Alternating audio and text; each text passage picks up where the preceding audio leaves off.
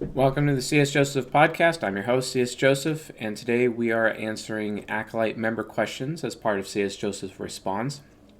Basically, what that means is that every month, if you are an Acolyte member, which is at csjoseph.life/members or csjoseph.life/portal, which you can get access to that from either of those places. You must first be a journeyman, though, before you can become an acolyte. An acolyte is basically an upgrade to journeyman, so you have to get both, as it were. But you get individual videos from me per month based on questions that you send in from the Acolyte members area.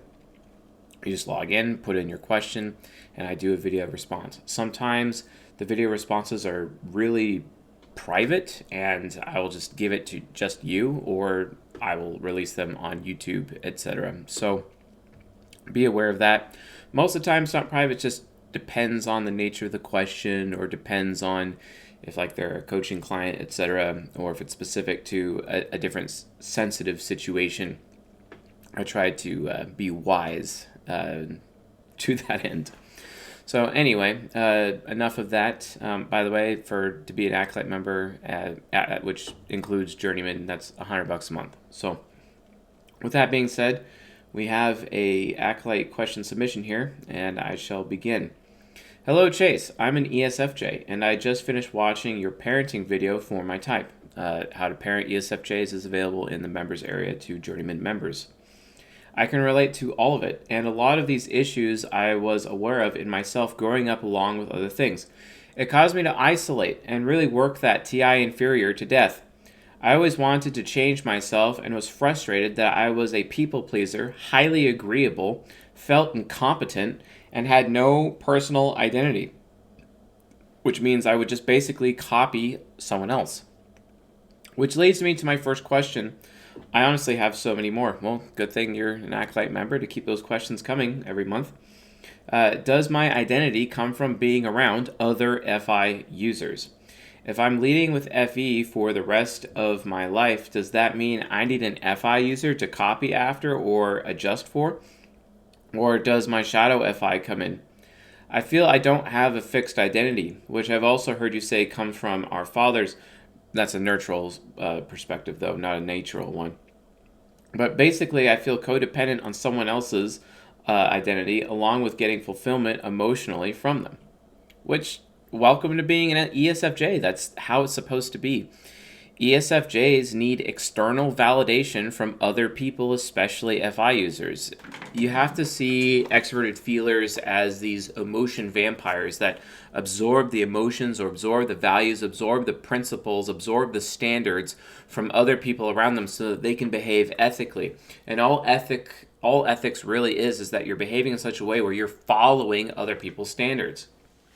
It kind of sucks to be an ESFJ man, because being an ESFJ man means you're way more feminine than other men. You have a hard time making yourself your mental point of origin. Very few people respect you, etc.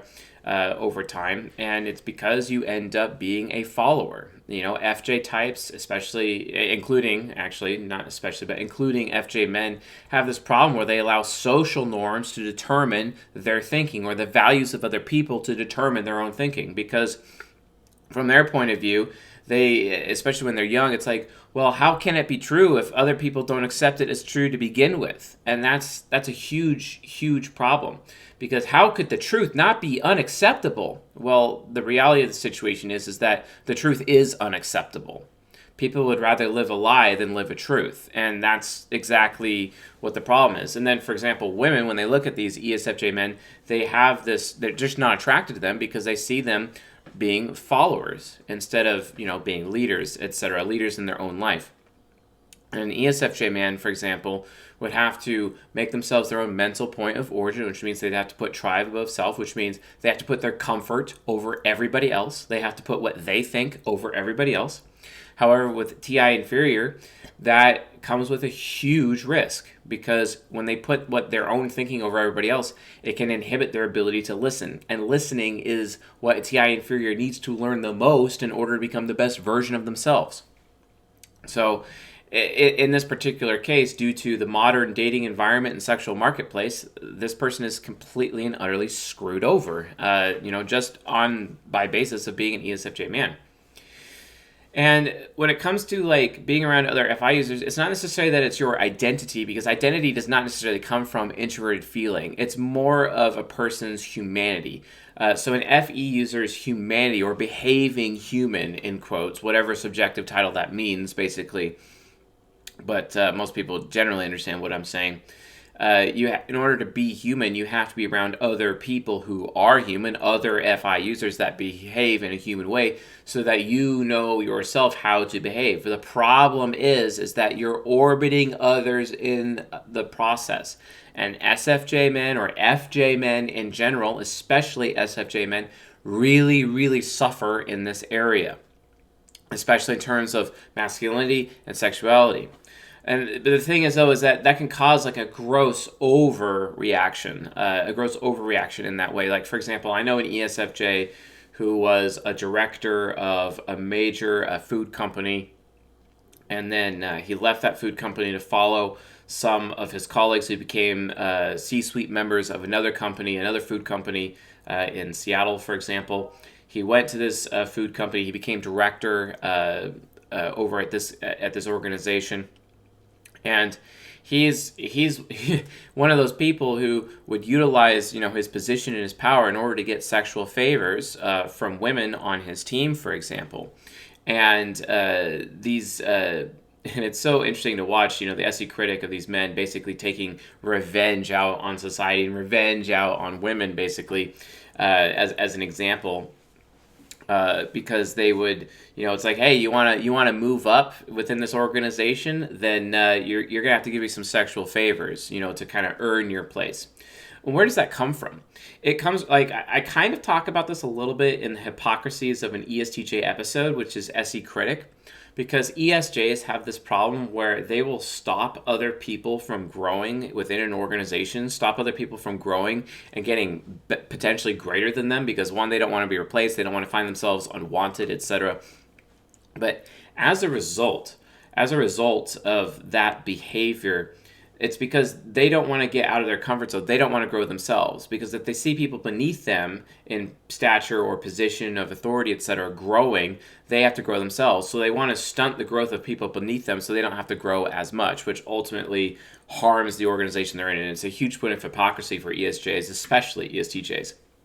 But ESFJs leverage the social situation, and if they're really putting their own, creature comforts over everyone else, especially men in the workplace, for example, sometimes they often leverage their position for sexual favors. And this is extremely common amongst ESFJ men in the workplace. A lot of people are not aware of this about this particular type, but it is very common. And but yeah, does my identity come from around being other FI users? The short answer is no, it really doesn't. What comes from being around other FI users is essentially your humanity, or you being human. So if you were that man and you were surrounded by insanely moral people who had a bunch of moral standards, etc., he would perhaps not be so inclined to to exchange his authority and positions within the company for sexual favors, and instead actually behave more human. Which, if you think about it, it's kind of like ESFJ's superego from an ENTJ. It treats everyone like cattle. Well, how that's different from an ESFJ ego man who is leveraging his position and his authority to get sexual favors from the women who are beneath him at the company that he works for. How is that any different? And that doesn't sound very human to me, right? So ESFJ needs to be around very human people, very real FI user people who have high moral standards that they exhibit themselves, and know what they value, know what they feel, know what their principles are, know their own standards to live by, so that ESFJ person can absorb all of that moral behavior within themselves and then behave ethically, because they're not really going to behave morally. The reason why is because they're constantly worried about their self-worth, and they're constantly seeking other people's acceptance. With the highest level of acceptance is other people listening to them. Because if other people listen to them when they are walking around afraid of being stupid, because that's what ESFJs do, then that's the highest level of validation that they can get. And this is why ESFJs often have the problem of, I expect everyone else to listen to me, but I refuse to listen to anybody else. And that can be a huge issue for ESFJs. If you guys want to watch the ESFJ hypocrisy lecture, that'll be available next month to journeyman members. You can become a member at csjoseph.life/members to get on that. We have the second half of season 14 available in the premium lecture section. We have how to parent each of the 16 types. We have how to master each of the demon functions, and now we're working on hypocrisy, the hypocrisies of the 16 types. Hugely beneficial content to everyone in their daily lives. I think the next series we're going to be doing after hypocrisies, we're going to be working on something relationship related and sexuality related, I believe. But had to get through these hypocrisies. Now, the hypocrisy episodes, we're not doing them for people to get over their own hypocrisies. We're actually doing them so other people can learn your hypocrisies and hold you accountable and call you to the floor when you're being a hypocrite. That's actually why we're doing it. It's not so that you can watch the video for yourself and know your own issues, although you can do that. It's actually so you can watch everyone else's videos so you can understand everyone else's issues so you can call them out. And it may even help you type them a little bit better as well. So keep that in mind. So if I'm leading with FE for the rest of my life, because you will, because it's your hero, does that mean I need an FI user to copy after or just for? Not necessarily. I mean, even some FI users can be corrupt, so you want to make sure that you are around really good FI users. If you're not sure if they're really good, ask about what other people value about that particular person so you can qualify them to be in your life, basically, and that should assist you. Where does my shadow FI come in? Well, that's a good question, but honestly, it's going to take a lifetime potentially for you to develop your introverted feeling nemesis. And if you don't have the Discover ESFJ video section of the members area at csjoseph.life/portal, I recommend getting it so you can watch the season 19 episode so you can learn how to develop the gateway function for introverted feeling nemesis. And then also combine that with the how to master your demon TE, basically. If you can watch that and combine the solutions presented in those two lectures of mine, you'll be able to get the answer to that question so you can develop your shadow FI and not necessarily rely so much on external acceptance for your own self-worth, but you as a man who are making yourself your own mental point of origin, you're putting self above tribe, you come to the realization that you do not need anyone's external validation. You yourself are valuable on your own, regardless of anything external whatsoever, right? And it's a huge, huge internal battle and huge internal struggle for an ESFJ man, probably potentially out of all the types, other than maybe the ISFJ man, to actually come to those conclusions and come to that proper masculine thinking.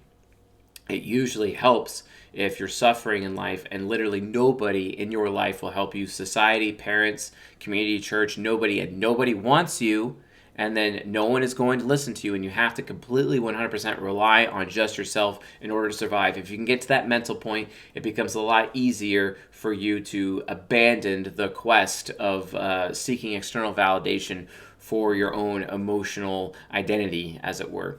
But it's not to say that identity comes from being around FI users. It really, really doesn't. It really comes from within, and also knowing your past and your history as a result. That's where it comes from, and then being able to derive your personal purpose from that as a result. So anyway, folks, if you found this little video, this little episode helpful, enlightening, etc., please leave a comment below, and we'll definitely get your questions. I read all the comments, and sometimes I answer questions. And subscribe to the freaking channel already. Like, seriously, subscribe, please. That would be nice. Subscribe to the channel, and also leave a like while you're at it. Anyway, folks, thanks for watching, and I'll see you guys tonight.